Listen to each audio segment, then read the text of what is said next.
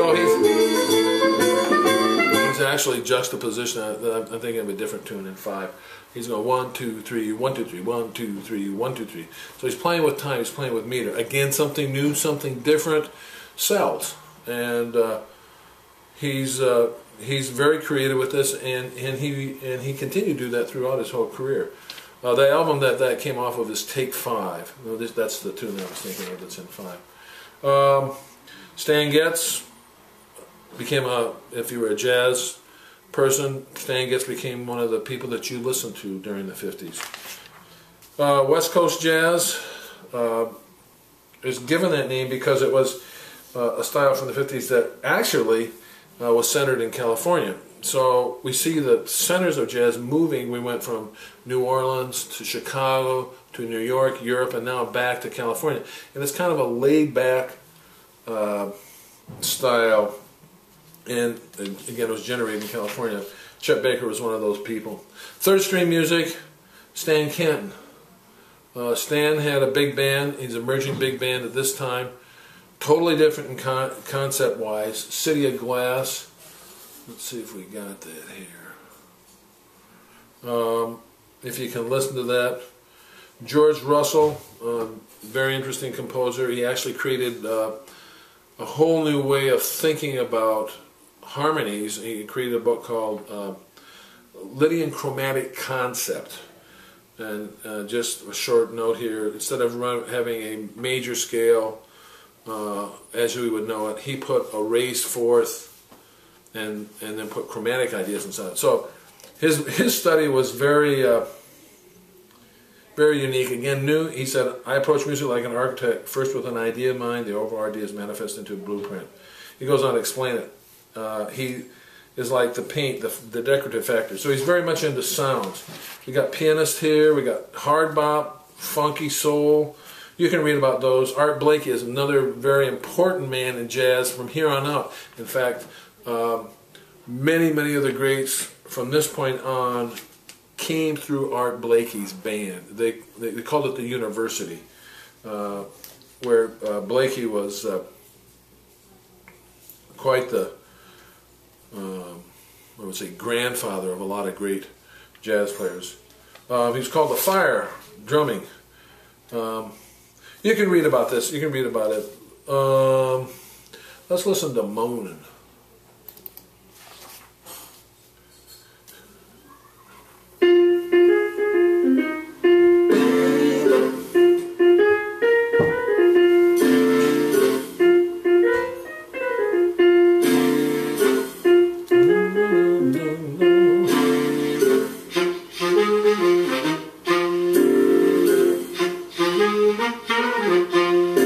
Here's that kind of a cool, laid-back sound.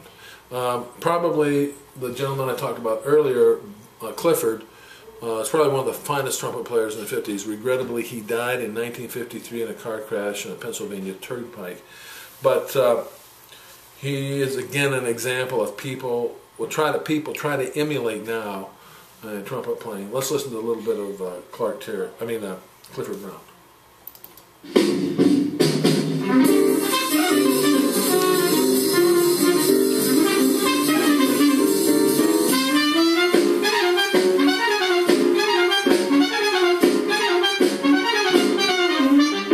Okay, classic bebop, running lines. Goes on, you can read more about Mingus, bass player, very important.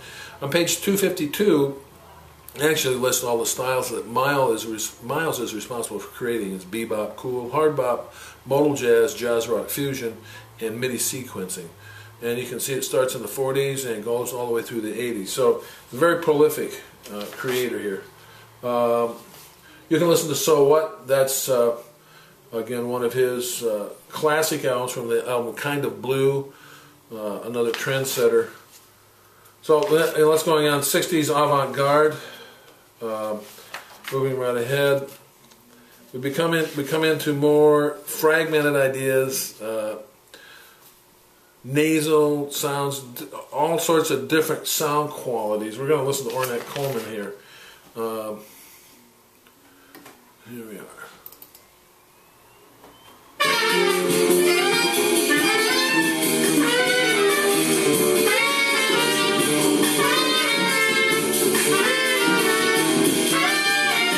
So you can hear there's dissonant harmonies. You can hear different ideas going on rhythmically. Again, it's a contrast. It's new. It's different. Small group, and he was very instrumental in pushing that. It's an up-tempo thing. It's a little play on bebop, still influenced by it, but it's creating something new. We get into one of the tenor saxophonists that is probably tenor saxophone the most influential saxophonist in the last century is John Coltrane. And he was a hard bopper, created things like sheets of sound, and then he had classic modal compositions, and in 65 to 67 avant-garde music. Again, a trendsetter. He's part of Miles' group. Talks about a lot of the other performers tied in with Coltrane. Let's go to Love Supreme.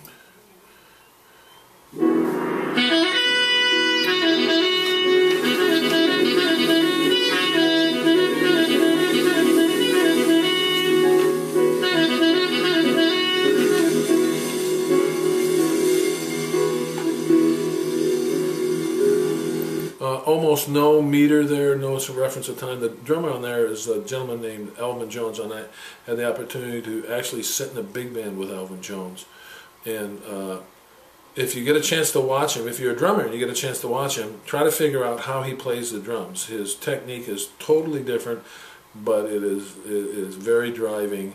I actually sat in the band and spent the whole night, I was reading my part, but watching Alvin play. It's quite interesting, just a little sidelight. We're also getting to avant-garde jazz now, and it's actually, as you can see from the beginning of each chapter, there's little snippets of history. We're getting into the effect of black nationalism in music, and specifically in jazz, and how it affected. So avant-garde is a reaction to that. It's actually voices of discontent, and you can read about that on page 274. A number of the players really got into it. One of the foremost proponents of free jazz was Cecil Taylor, and well, let's listen to a bit of little Cecil Taylor. Let's see here.